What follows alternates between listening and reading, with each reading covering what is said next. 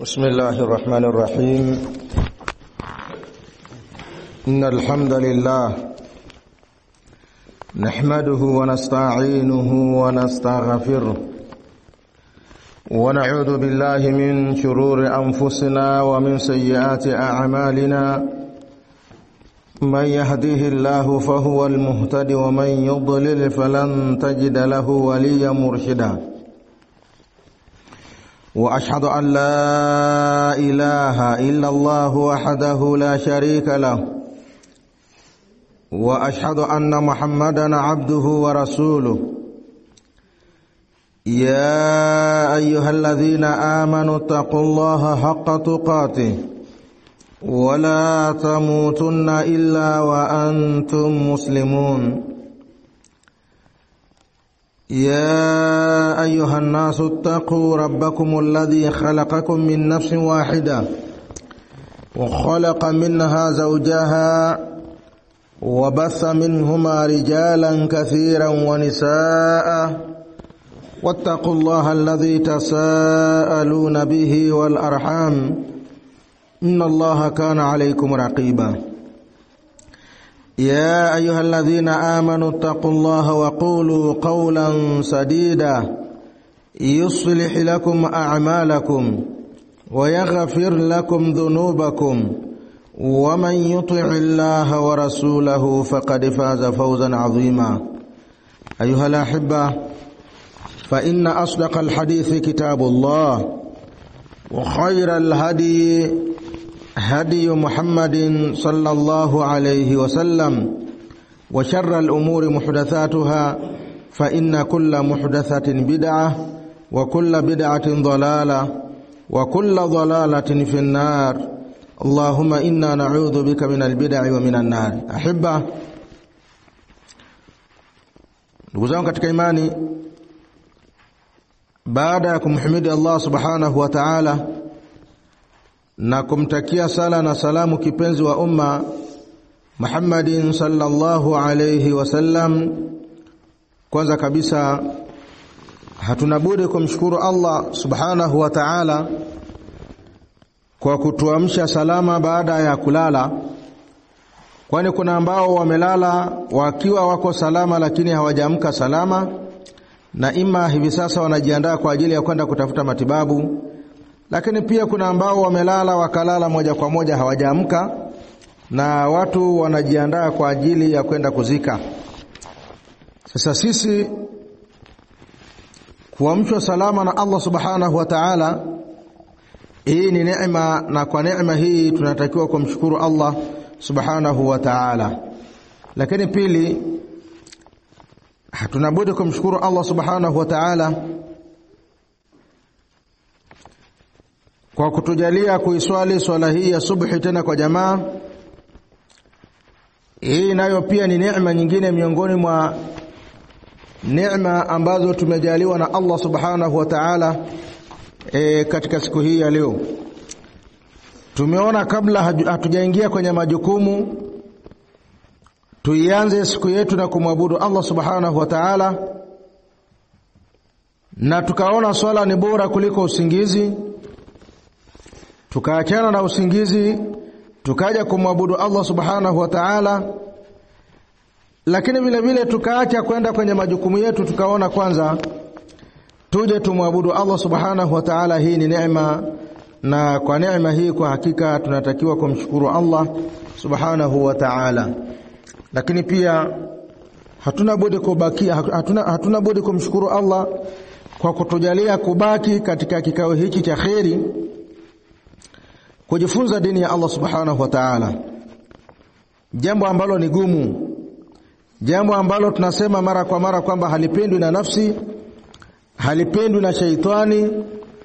Hivyo Muislamu anapoilazimisha nafsi yake ikabakia, lakini vile vile akapambana na shaitani na akamshinda, akawa ni mwenye kubakia katika kikao kama hichi, hii ni neema, na kwa neema hiyo kwa hakika Muislamu unatakiwa kumshukuru Allah subhanahu wa ta'ala.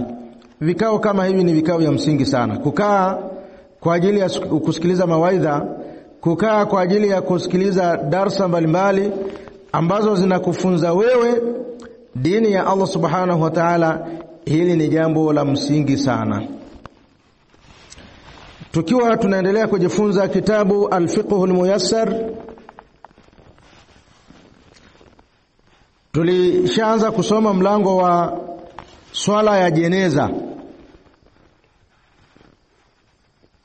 Tulianza mwanzo na leo tutaingia al-mas'alatul ula, mas'ala ya kwanza katika mlango huu ni ghaslul mayyit, ni kumuosha maiti, wa kaifiyatuhu, na namna ya kumuosha maiti.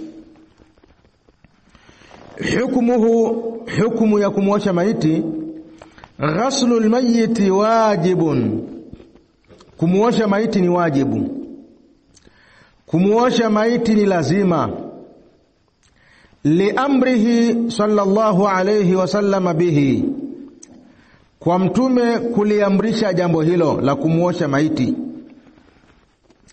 kama fi qawlihi sallallahu alayhi wasallama, kama ilivyo katika kauli yake mtume sallallahu alayhi wasallama, fil muhrimi,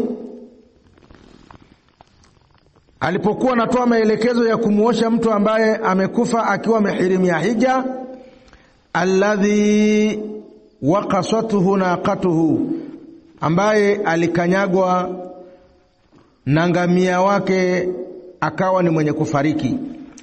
Huyo ni mtu ambaye alikuwa amehirimia hija, anakwenda kufanya ibada ya hija, lakini qaddara Allahu wa ma shaa fa'ala, akakanyagwa na ngamia wake, akawa ni sababu ya yeye kufariki.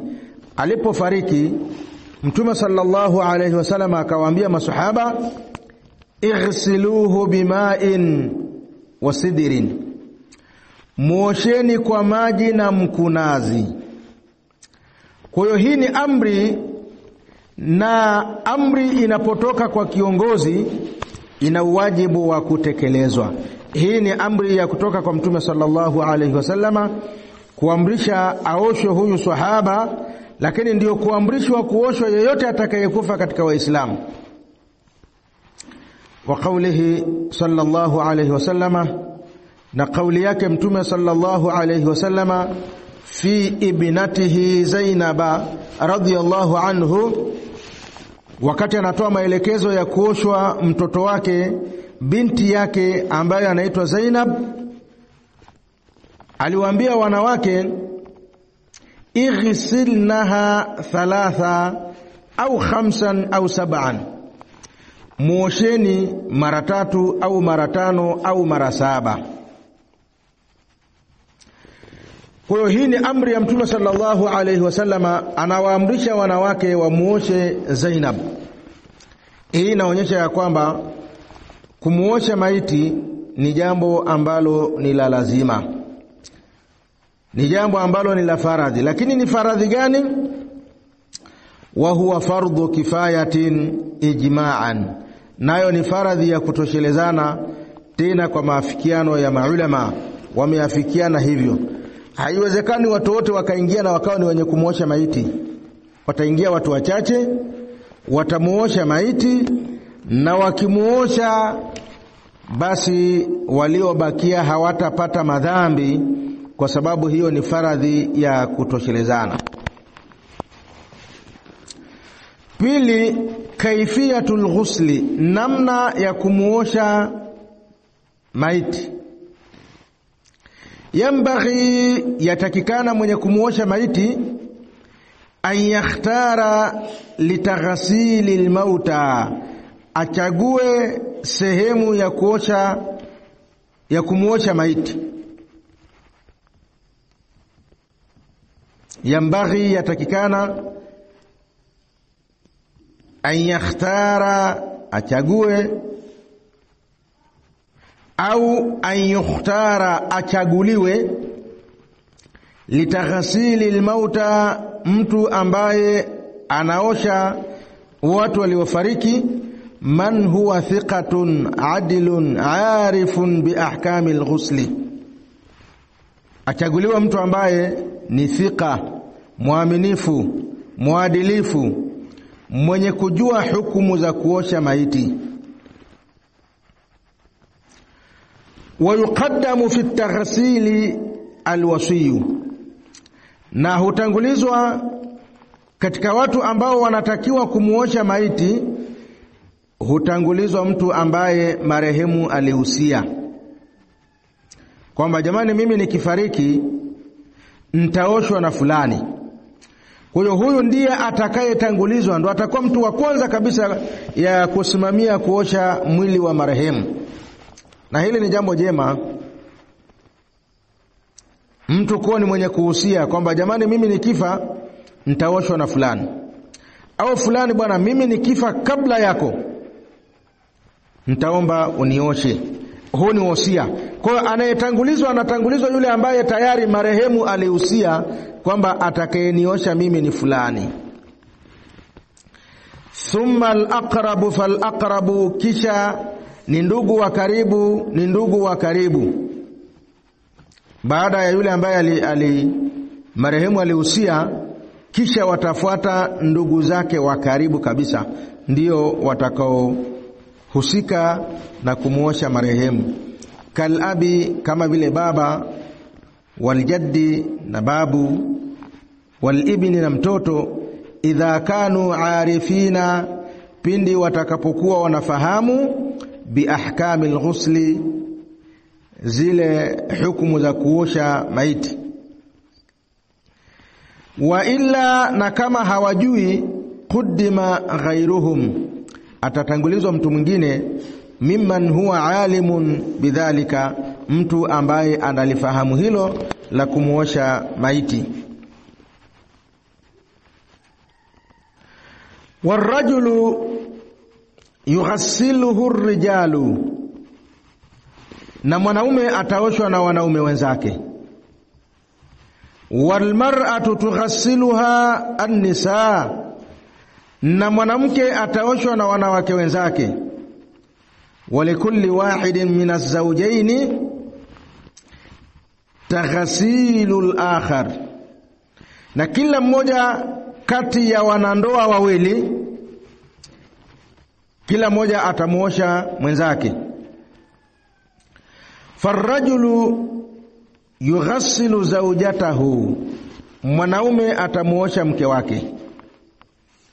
Walmar'atu tughassilu zawjaha, na mwanamke vile vile atamuosha mume wake. Walikullin min ar-rijali wan-nisa'i taghsilu al-atfal,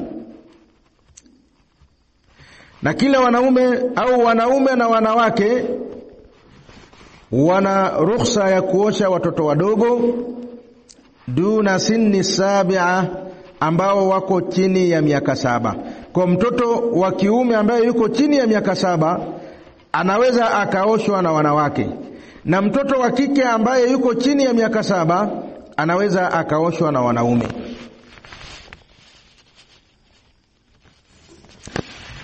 Wala yajuzu lilmuslimi rajulan kana au imra'atan, haifai kwa muislamu mwanaume au mwanamke, taghsilul kafir, kumuosha maiti ambayo si ya Kiislamu. Wala hamli janazatihi, na wala haifai kubeba jeneza lake, jeneza la mtu ambaye si Muislamu. Wala takfinuhu, wala hairuhusiwi Muislamu kumvisha sanda asiyekuwa Muislamu. Wala salatu alayhi, wala haifai Muislamu kumswalia asiyekuwa Muislamu. Walau kana qariban, hata kama ni mtu wako wa karibu. Kalabi, kama vile baba, wal ummi, na mama. Huu ni utaratibu wa sheria. Kwanza katika mlango huu ametaja watu ambao wanatakiwa kumuosha marehemu, kumuosha maiti. Tukasema mtu wa kwanza ni yule ambaye marehemu alihusia kwamba mimi nikifa nitaoshwa na fulani. Huyu ndiye atakayetangulizwa. kisha watakaofuatia kumsaidia mtu huyu ni watu wake wa karibu, kwa sababu huyu bwana mpaka kuhusia, ina maana anathika na mtu huyo, anamwamini mtu huyo, mpaka imefikia mahala anahusia nikifariki niziko nioshwe na fulani, ina maana anamwamini. Katika kuosha maiti kuna mambo mengi. Maiti yawezekana kukawa na mambo ya aibu ambayo hayatakiwi kuhadithiwa. Baada ya hapo, lazima anayeosha maiti awe ni mtu mwadilifu, ambaye hata atakapoona kitu ambacho si kizuri kwa maiti hatoweza kuwaambia watu wengine. Lakini vile vile ndugu zake, ndugu hawezi kuanza kumtangaza ndugu yake kwamba wakati anamuosha aliona kitu fulani na kitu fulani. Lakini pia tumeona mwanaume anapofiwa na mke wake anaweza akamuosha mke wake. Anaweza akaanza ile ya mwanzo kisha akawaachia wanawake wakamalizia, na mwanamke naye ni hivyo hivyo. Akifiwa na mume wake anaruhusiwa kumuosha mume wake. Anaanza kumuosha kule mwanzo, kisha baadaye atawaachia wanaume, watakuwa ni wenye kuendelea.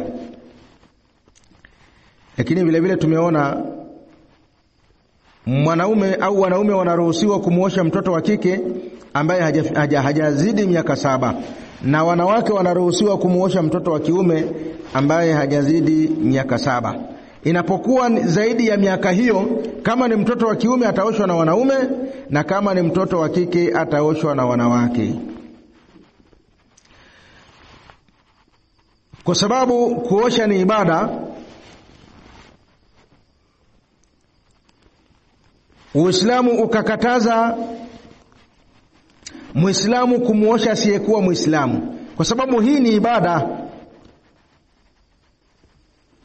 Wasiokuwa Waislamu wana taratibu zao za kufanya wanapokuwa wanaosha maiti. Kwa Muislamu haruhusiwi kushiriki kumuosha maiti ambayo si ya Kiislamu, kwa sababu hao nao pia wana utaratibu wao, na hii ni ibada, na sisi tuna utaratibu wetu wa namna ya kufanya.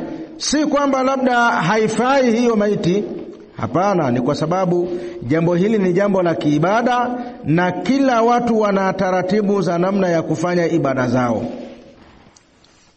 Wala haifai Muislamu kubeba jeneza la asiyekuwa Muislamu. Kubeba jeneza pia ni ibada. Kila watu wana taratibu zao na namna ya kubeba majeneza. Sasa usije ukaenda ukaharibu ibada ya watu, namna wanavyofanya watu. Wewe unajua namna mnavyofanya huko kwenye Uislamu wako. Sasa ukienda sehemu nyingine, ni vizuri usishiriki katika kulibeba jeneza, ili usije ukaenda kinyume na vile wanavyokwenda wao. Lakini pia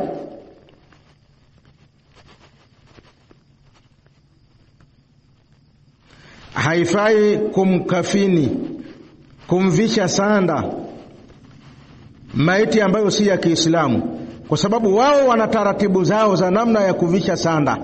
Sasa usiende ukaboronga mambo ya watu na ukaharibu. Wala haifai kumswalia maiti ambayo sio ya Kiislamu, kwa sababu wao wana taratibu ya kumswalia maiti.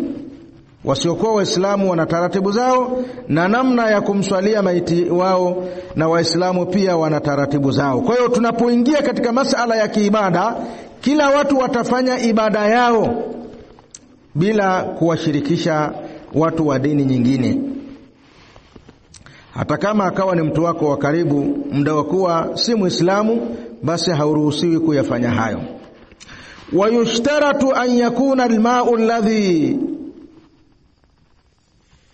yughsalu bihi almayyit tahuran mubahan, na ni sharti maji ya kumwoshea maiti yawe ni maji ambayo ni tahara, yasiwe yakawa ni maji ambayo yana najisi.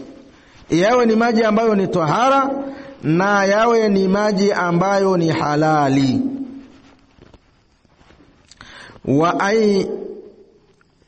wa ay yaghsila au wa an yughsala fi makanin masturin, maiti anatakiwa aoshwe katika sehemu ambayo ina stara. Wala yanbaghi hudhuru man la alaqata lahu bitaghsili almayyit, na wala haitakikani kuhudhuria mtu ambaye hana mafungamano na kumuosha maiti, kwamba ngoja na mimi nisimame hapa nione wanaoshaje. Haruhusiwi. Wabaki wale watu ambao wanamuosha maiti, lakini wale ambao hawahusiki wakae mbali. Wasifatu alghasli, na namna ya kumuosha maiti, hiya an yadha'ahu ala sariri ghaslihi, awekwe juu ya kile kitanda ambacho ataoshewa, amweke hapo. Thumma yastura auratahu, kisha atamsitiri vizuri, atamfunika. Thumma yujarridahu min thiyabihi, kisha atamvua zile nguo zake ambazo alikuwa amezivaa ili afunikwe tu na nguo moja. Wayuarihi, na amfunike anil uyuni, na macho ya watu wasije wakamuona, fi hujratin, akiwa katika chumba, au nahawiha, au mfano wa chumba, awe katika sehemu ambayo ina stara. Thumma yarfa'a alghasilu ra'sa almayyit, kisha mwenye kumuosha maiti atanyanyua kichwa cha maiti, atamnyanyua ila qurbi julusihi, mpaka akaribia awe kama vile amekaa, yani atamketisha, atamkalisha.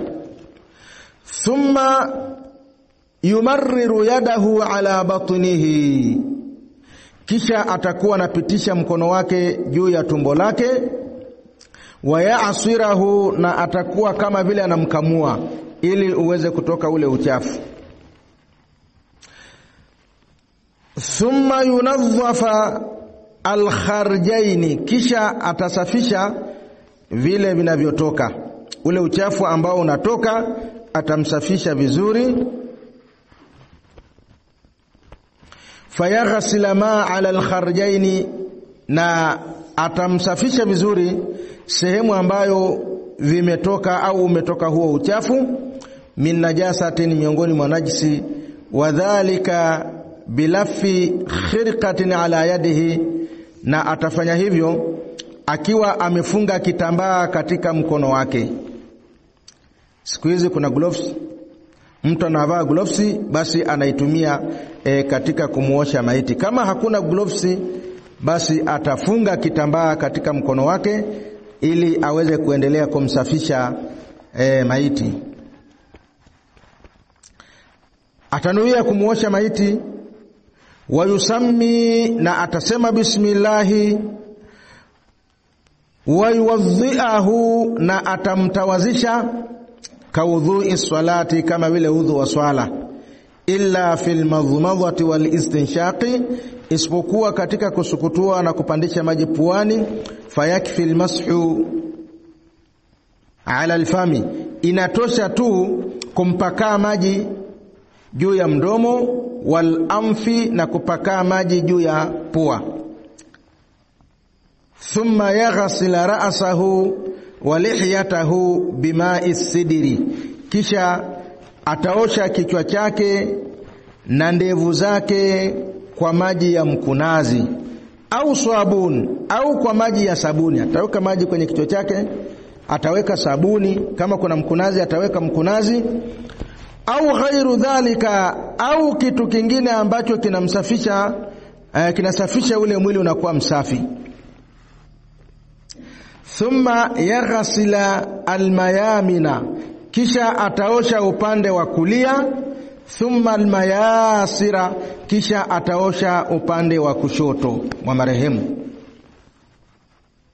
Thumma yukammila ghasla baqi aljismi, kisha atakamilisha kuosha bakia ya sehemu zingine katika mwili wake. Wayustahabbu ayalifa ala yadihi khirqata hala taghsil, na vile vile inapendezeshwa, ni vizuri afunge kitambaa katika mkono wake wakati wa kumuosha maiti. Tukasema katika zama hizi kuna gloves, atavaa gloves zake, na kama hakuna basi atafunga kitambaa vizuri ili asiwe anamuosha maiti na hali ya kuwa mkono wake uko wazi.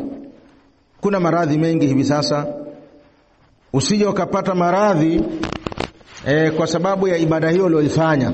Kwa tahadhari ni kitu kizuri. Vaa gloves au funga kitambaa vizuri, kisha unamuosha maiti, na ukiwa na uhakika kwamba hata kama akawa labda kuna shida, hiyo shida haitoweza kuhamia kwako wewe. Walwajibu ghaslatun wahida, na jambo la wajibu ni kumuosha mara moja. Kamwagia maji mara moja au kaeneza maji katika mwili wake wote. Idha hasala biha al-inqa'u, ikiwa kwa mara hiyo moja itapatikana kusafishika na maiti ikawa iko safi, hata mara moja inatosha. Wal mustahabbu thalathu ghaslati, na ilivyokuwa ni sunna ni kumuosha mara 3. Wa in hasala al-inqa'u, hata kama atakuwa amesafishika, lakini unaweza ukafanya hivyo kwa sababu ni sunna.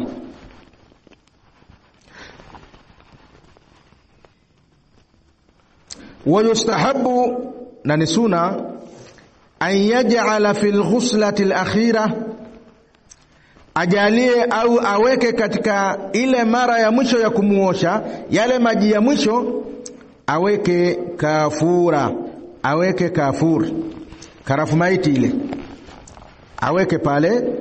Thumma yunashafa almayit, thumma yunashifa almayit, kisha atamkausha maiti. Baada ya kumaliza kumuosha, atakuwa ameandaa shuka lake kwa ajili ya kumkaushia maiti. Atamkausha, wayuzila anhu ma yushra'u izalatuhu, na ataondoa kile ambacho kinatakiwa kuondolewa, minal adhafir, miongoni mwa kucha. Kama ana makucha marefu, basi ni sunna na ni vizuri kucha zake zikatwe. Washuur, na vile vile kama ana manywele mengi, nywele zake ni vizuri zikaondolewa, zikakatwa.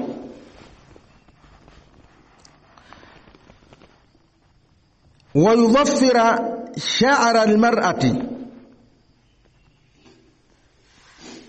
na hufungwa nywele za mwanamke. Kama ana nywele nyingi, mwanamke hanyolewi, nywele zake zitafungwa.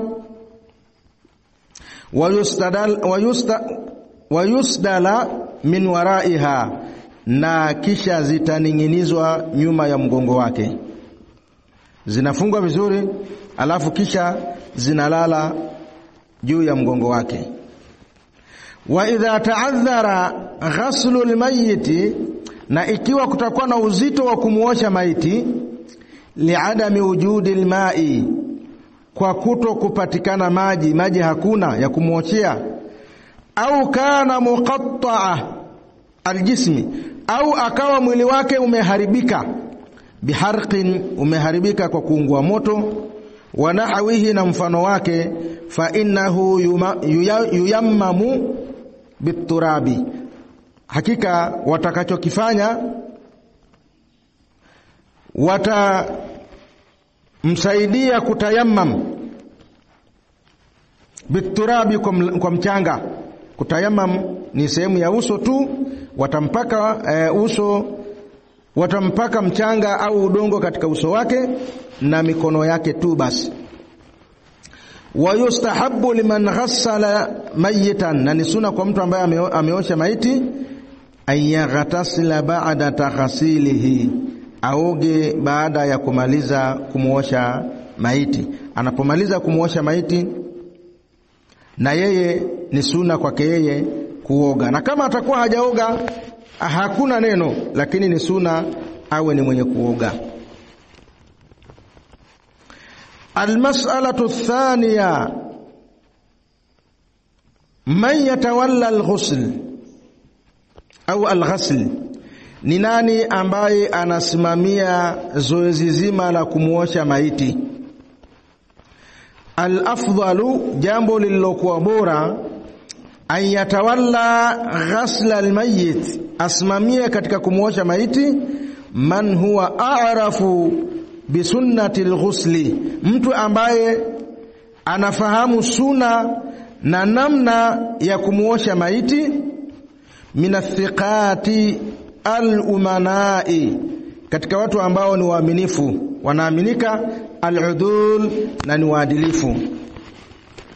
Wala siyaman, na hasa idha kana min ahlihi, ikiwa muoshaji atatoka katika watu wa marehemu, au aqaribihi wa aqaribihi, na watu wa karibu ya marehemu, lianna alladhina tawallaw ghaslahu sallallahu alayhi wasallama kanu min ahlihi, kwa sababu hata watu waliosimamia kuosha mwili wa Mtume sallallahu alayhi wasallama ilikuwa ni watu wa nyumbani kwake, ka Ali radhiyallahu anhu, kama vile Ali radhi za Allah ziwe juu yake, wa ghairihi, na watu wengine.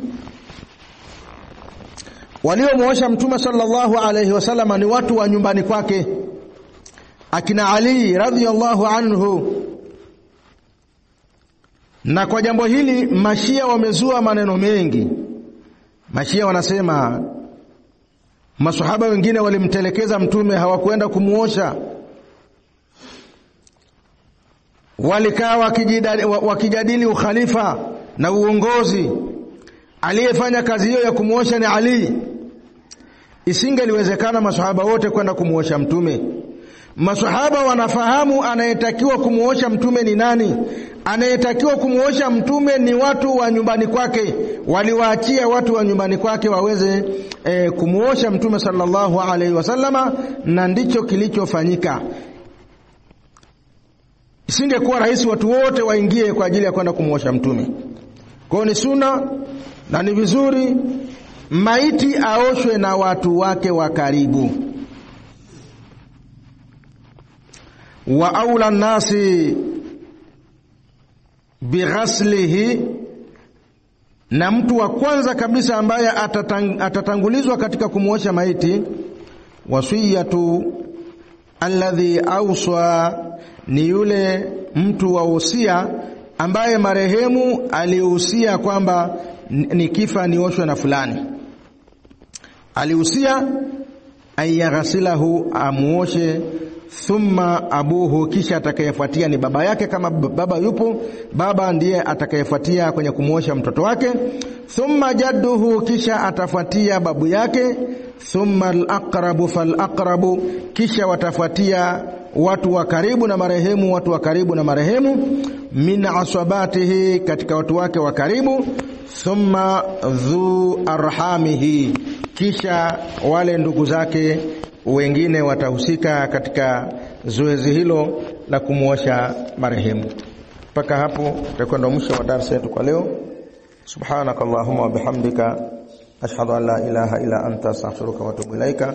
Wa sallallahu ala nabiyyina Muhammadin wa ala alihi wa sahbihi wa sallam, walhamdulillahi rabbil alamin.